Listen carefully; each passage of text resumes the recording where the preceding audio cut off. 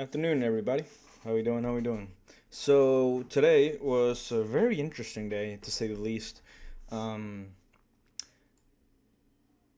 Took two trades, one break even, one very small loss, little bit less than half of my usual like stop loss size in terms of the amount of money itself. I cut it early on that second trade because I didn't like the sell volume. I was looking for longs and I didn't like the sell volume that I saw coming in on Bookmap. So I cut it early. I cut it pretty fast. I was like, because it's not what you want to see in that moment. You know what I mean? If you're like right at your confluence and you're like ripping through it, it's like it's not what you want to see. Like for instance, if you're trading off of a fair value gap, right? You don't want to see price rip through it and invert it. So it's kind of the same thought process in my eyes. So, what did I see today? Bit of a context. The context that I was building during pre market was that the previous day's range stat was bearish, but the daily candle left a big wick. So, if we go to the daily chart and just remove all our drawings for a second here, right? Technically, the pre-stage range stat is bearish because we broke the low, but we left a big wick. So you could see this as we're just retesting this range and we're respecting it or starting to respect it. Then on the 4 hour, it looked like a V-shaped recovery. And what I mean by that is like we swept this low, so this weekly low, we swept it and recovered very nicely off it, even inverting this 4 hour gap, creating a 4 hour BPR. So I had it marked out like this. We even gapped up on Sunday reopen, and I marked that out as well. And then in the overnight, we just kind of trended, right? And I marked out a few gaps here and there, so my session lows as well. So I had a 4 hour gap with no wick right here, right? That was the start of that 4 hour gap. I kind of marked it out as just a key specific point because I already had all this as a 4 hour BPR because it's a 4 hour inversion and it's also a 4 hour gap. So uh, very strong support zone if we retest it. And you see that the candle here, this candle, so technically this candle did retested. This candle right here, that 6 a.m. candle, right? So we're basically starting to look at it from the 6 a.m., right?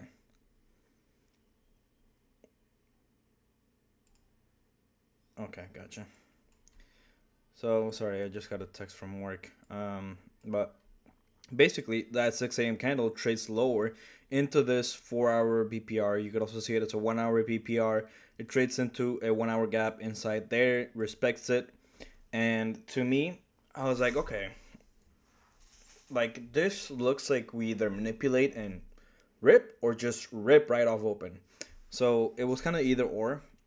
And I was really paying attention to that London high, see how we reacted to that specific liquidity point or liquidity pool or point of interest, whatever you want to call it. But yeah, that's kind of like my thought process in like terms of like direction. I just had a very strong bullish bias personally. Obviously, like if we swept London high and immediately reverted, I would have wanted to like see if I could catch shorts towards these straws to the downside, but they are harder to catch considering the context, which I'll go into right now, which is basically okay. So pre-stage range side is bearish, but the daily candle left a big wick. True the open is below, but it got wicked in London. So if we go to a 50-minute chart, true the open right here, that light blue line got pretty much traded to in London and reacted off of it. And then price looks like it swept the weekly low and recovered nicely, which I mentioned earlier. Price inverted a couple of our refugees, which I mentioned earlier, and has been trendy in the overnight. Now, another thing is political context, right? The votes are in, and the government shutdown is expected to end this week. Not confirmed, but that's one of the news that I saw from one of the news sources. And then President Trump mentioned he's going to give tariff money to the U.S. people basically as a stimulus check, which makes the market bullish because they have more money to spend, so consumer spending goes up. And it's just more consumer spending leads to stock's going up usually, or at least in this case, that's what it looks like. And then I also noticed the bank holiday tomorrow, so I could either expect today to be choppy or just trendy. Because it is the day before. It's a no news Monday, and it's the day before bank holiday. So I figured, okay, we're either gonna be choppy or trendy, and we ended up being very volatile in my eyes. But it's okay. And then before open, I noticed we had respected this 1 hour gap, right? Um, and then off open, this happened. The first 5 minute candles, we just broke through a London high, and it on the 5 minute it did look like a sweep at first, but on the 3 minute it actually looks like we broke above it, retested it, and continued higher. I was looking for a long opportunity there because it did look like a break and retest of that level. But I wasn't quick enough. I was looking at the tick charts over here. Oh, spoiler alert! I'm down 122 on the day. And there's my two trades. But I was looking at the tick charts, so like it happened here. So it happened here, right? This was the ideal entry, right here. So ideal entry at 83.25 with a stop down here. So 83.25. So like somewhere around here. 83. We'll just do it like this. 83.25. Stop at maybe like I can't really tell where exactly it is, but I think this is 6.6 actually. 6.6 flat. That's the stop.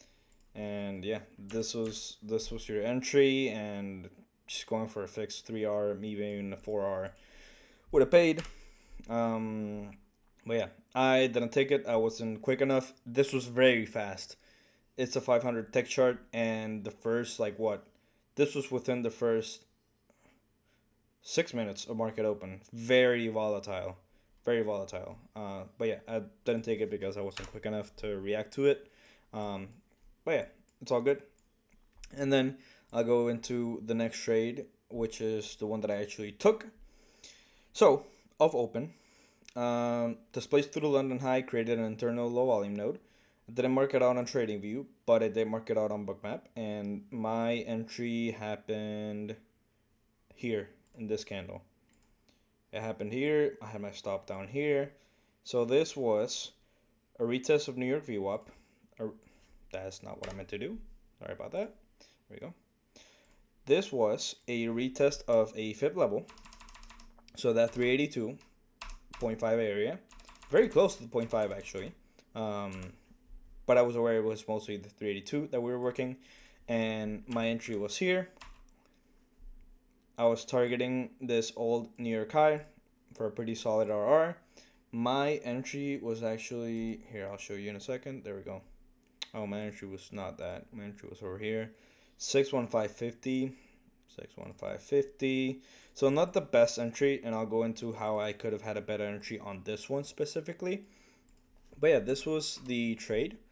61550. Stop here. 5 micros. I believe it was 5. Yep. A little less than what I could risk, so that was pretty nice. 2.6R, so pretty solid. I think we almost reached a 2R. Not entirely, but we'll measure it just in case. The 2R is right there. Let's see if we actually can get this. Yeah, the 2R is the fixed 2R is right there. So yeah, this was my trade. It started looking good. I actually went to the bathroom as soon as I placed this trade because I could not hold it in anymore. Which is kind of funny. You'll see me on the trade recap, on the trade replay, how I went to the bathroom after that. But yeah, this started to look just not so great, and then we got a retest of VWAP and then continue higher. And I told myself, if this is the retest and we break the high, I'm going break even. That's what I did. We broke the high, and I think, okay, there we go. Yeah, we didn't actually reach the 2R. We were pretty close to it, but this ended up stopping me out of break even there, right? So my target was all the way up here. I could have taken it off at previous week's point of control. Six, shoot, there we go. So it would have been a 1.8 R. Pretty solid. Not gonna lie, pretty solid. And I could have taken that. Yes. Should have I taken it? Probably.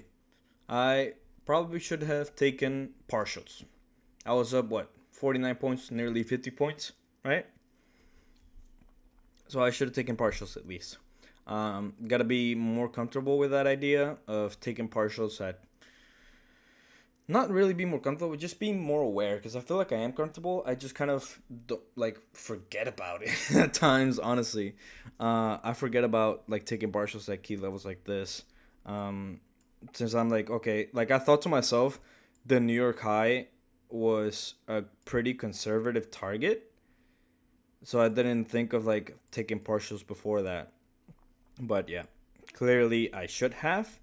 And yeah, then what was it? Okay, so for what I saw for this trade, for this entry, a few things. For starters, I saw failed selling right under VWAP on bookmap, right at the edge of this low volume node that I have marked out. So low volume right here. You could say like we're testing that high volume node here, right? Um, and after seeing this is when I went to the tick chart and I saw this structure right here. And we can zoom in a little bit to kind of get a clear idea of what I was looking at. So I was kind of pretty much watching this high right here. I'll actually turn on the magnet really quick. So I was watching this high, and what I'll say about this one is it's good that I wait for this break, and you can see like I enter a little bit before the break of this high, but if you think about like market structure, I could have entered on the break here because this is technically the Baker structure. Maybe you wait for the next candle and enter there. You get a bit of drawdown and then rip higher. But if you enter right at the structure break there on the 500 tick chart, you get a 14-point stop. Enter with 1 mini and just target high of day. That's a 3R. You know what I mean? Like, tick charts are paying, bro. I took the bigger Baker structure, so like all the way up here. Maybe even here. So my stop was wider. And it's all good. It's all good. My stop was wider. And that's one of the things with tech charts is trusting them, right? And this is something that I'm sort of new to, so I'm not like too mad at myself about it, because at the end of the day it's like I'm new to this, you know what I mean? So yeah, pretty interesting, right? But then again, this break down here is the one that I should have taken to get a better entry and then a better RR, target high a day. So if I entered all the way down there, say, I think the entry was at, say, 602, 60. Close of this candle is 603. So 603 was my would have been my entry in this case. Yeah, just look at that. Like even just targeting that previous week's POC, right? Straight to TP, 4R.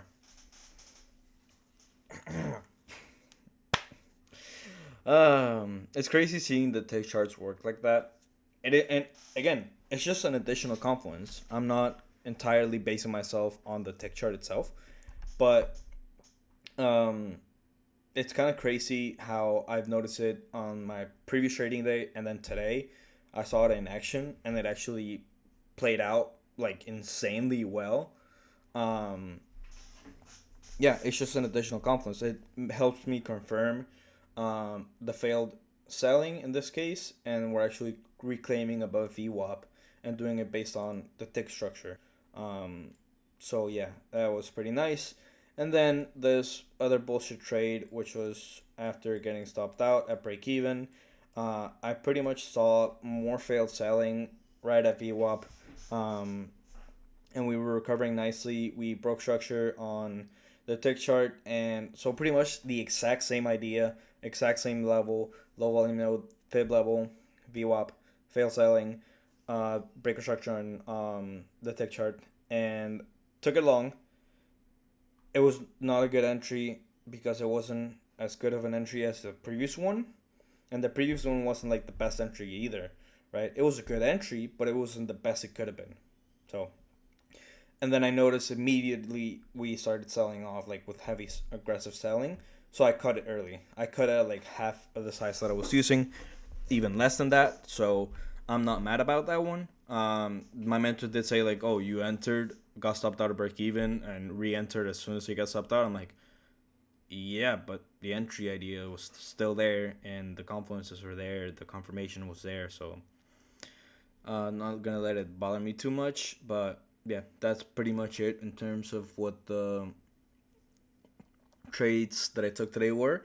And then after this happened, right?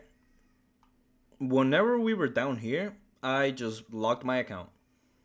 I don't know if you were able to see it, but right now it doesn't show us locked. But I just locked my account because I was like, at this point, I'm conflicting. So at first, had a clear direction. That's why I was taking the longs, right? Clear direction, clear context, and all that. And then after seeing the sell off, I'm like, okay, we broke IB low. We're holding previous week's point of control. Technically, you could say we're still holding this hourly gap, right? So I had it marked out as a 4 hour BPR. But if you look at the hourly, we're still holding this gap, right? We're still sustaining there. So, okay, what can we do here, right?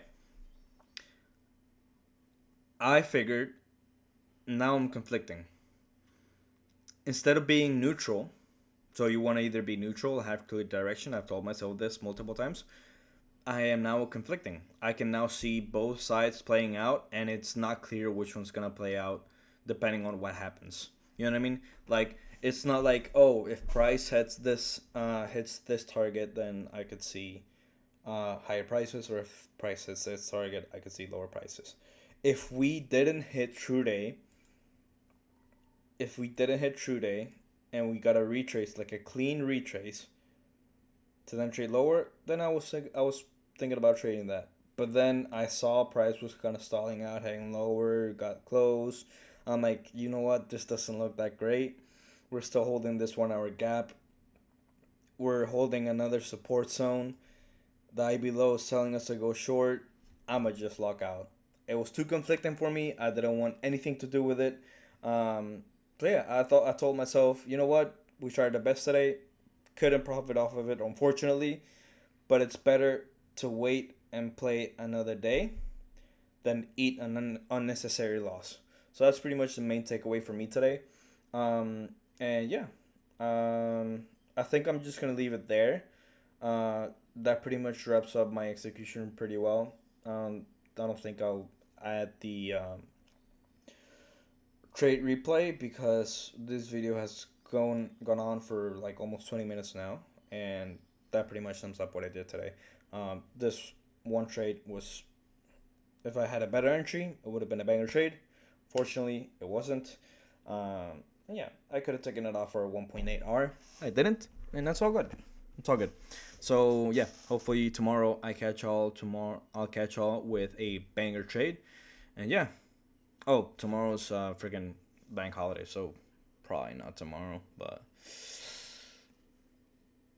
maybe we'll see. We'll watch it, right? Because technically futures are still gonna be open, so we'll see.